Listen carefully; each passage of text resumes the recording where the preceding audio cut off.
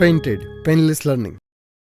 નમસ્કાર વિદ્યાર્થી મિત્રો, આજે આપણે ધોરણ 8 વિષય ગુજરાતી પાઠ 2 એક જ દે ચિનગારી જે તમારી ટેક્સ્ટબુકનો સ્વાધ્યાય છે એની ચર્ચાઓ કરવી છે. નીચેના પ્રશ્નોના ઉત્તર માટે આપેલા વિકલ્પોમાંથી સાચા વિકલ્પ શોધીને લખો. કવિ ઈશ્વર પાસે શું માંગે? કવિ ઈશ્વર પાસે ચિનગારી માંગે છે. તણખો ક્યાં ન પડ્યો? તણખો ક્યાં ન પડ્યો? તો જામગરીમાં.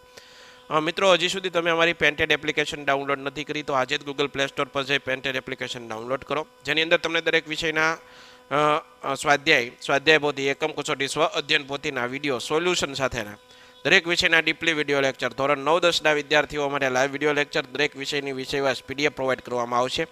ભાવનગરની અંદર તમે વસવાટ કરો છો તો એના માટે ધોરણ 8 થી 12ના તમામ વિષયનું કોચિંગ પૂરું પાડતી કોચિંગ ઇન્સ્ટિટ્યૂટ એટલે કે આલ્ફા એકેડમી ભાવનગર ખાતે સરસ મજાનું કાર્ય કરી રહી છે. તમે એની સાથે જોડાઈ શકો, એનો સંપર્ક કરી શકો. યુટ્યુબની અંદર તમને અમારા વિડીયો ગમે છે તો અમારી યુટ્યુબ ચેનલ પણ છે, પેન્ટેડ યુટ્યુબ ચેનલ. હજી સુધી સબસ્ક્રાઇબ નથી કરી, સબસ્ક્રાઇબ કરો, મિત્રોને શેર કરો. વિડીયો ગમતા હોય તો લાઇક જરૂરથી કરજો. નીચેના પ્રશ્નોના એક વાક્યમાં જવાબ લખો. કવિ પોતાની મહેનત એળે ગઈ એમ શા માટે કહે? કવિ પોતાનું જીવન અનેક પ્રકારના નિરર્થક કામોમાં પોતે ખર્ચી નાખ્યું, પણ જીવનમાં જ્ઞાનરૂપી પ્રકાશ થયો નહીં, આથી એમ કહે છે કે પોતાની મહેનત એળે ગઈ.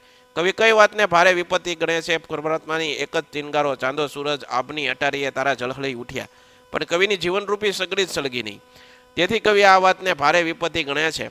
કવિ માત્ર એક જ ચિનગારી શા માટે માંગે છે? કવિ માત્ર એક જ ચિનગારી માંગે છે કારણ કે જ્ઞાનની એક જ ચિનગારીથી સમગ્ર જીવન પ્રકાશિત થઈ જતું હોય. જીવન ખર્ચી નાખવું એટલે શું? જીવન ખર્ચી નાખવું એટલે નાના મોટા કાર્યોમાં જીવન પૂરું કરી દેવું. મહેનત ફળવી એટલે શું? મહેનત ફળવી એટલે જીવનમાં સારા કાર્યો માટે જે કાંઈ પણ મહેનત કરીએ સફળતા મળે. જામગીરી શબ્દનો અર્થ કયા શબ્દ? જામગીરી શબ્દ અહીં જિંદગીના અર્થમાં વપરાયો છે. નીચેના શબ્દોના બે સમાનાર્થી શબ્દો. અનાલ તો અગ્નિ તો આગ, વિપત્તિ તો વિપત્તિ, આપત્તિ આફત, ચાંદો તો ચંદ્ર શશી, સૂરજ તો સૂર્ય રવિ, કાયા તો દેહ તન અને શરીર. નીચે આપેલા શબ્દોનો ઉપયોગ કરી 10-12 લીટીમાં એક ફકરો લખો. ભક્તો મંદિરમાં જઈ ભગવાનને પ્રાર્થના કરે. દેરાસર એ જૈનોનું ધર્મ સ્થાન છે.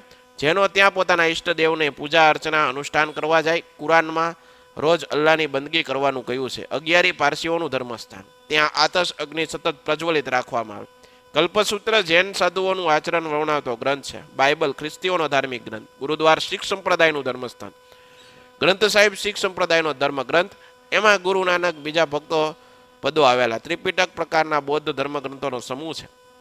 ભગવાન બુદ્ધના વિશેષ પ્રકારના મંદિરને પેગોડા કહેવાય. ભગવદ્ ગીતા હિન્દુ ધર્મનો પવિત્ર ગ્રંથ. અર્જુનના નિમિત્ત શ્રી કૃષ્ણએ આપણને સૌને ભક્તિ, જ્ઞાન, કર્મ એની સાચી આપણને રાહ આપી છે.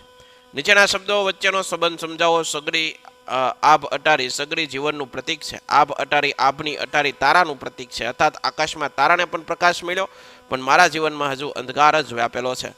કાયા અને માયા. કાયા એટલે દેહ અને શરીર, માયા એટલે સંસારની મોહ મમતા. અહીં શરીર માનવતાનો દેહ છે. સંસારની મોહ મમતા શરીરમાં રહેલા મન સાથે સંબંધ ધરાવે. થથરે અને ફફડે. થથરે ઠંડીમાં કાયા થથરે, ફફડે ડરથી માણસ ફફડે. અર્થાત થથરાટમાં કંપનની ક્રિયા થાય, ફફડાટમાં ભયની અનુભૂતિ હોય. આશા રાખું મિત્રો આ સોલ્યુશન તમને ગમ્યું હશે. ફરીવાર નવા વિડીયો સાથે મળશું. જ્યાં સુધી જય હિન્દ, જય ભારત, ધન્યવાદ. Painted painless learning.